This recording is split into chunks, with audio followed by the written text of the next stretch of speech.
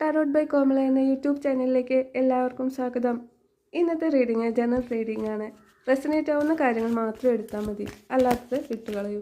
ഇന്നത്തെ നിങ്ങളുടെ എനർജി എന്ന് പറയുന്നത് ഒരുപാട് സ്നേഹം മനസ്സിൽ സൂക്ഷിച്ചുകൊണ്ട് അത് കൺട്രോൾ ചെയ്യാൻ കഴിയാതെ പോകുന്ന എല്ലാ സിറ്റുവേഷനിലും നിങ്ങളുടെ സ്നേഹം, നിങ്ങളുടെ വികാരങ്ങൾ എന്താണെന്ന് പ്രകടിപ്പിക്കാൻ കഴിയാത്ത രീതിയിൽ നിങ്ങൾ നിൽക്കുന്നൊരവസ്ഥയാണ്.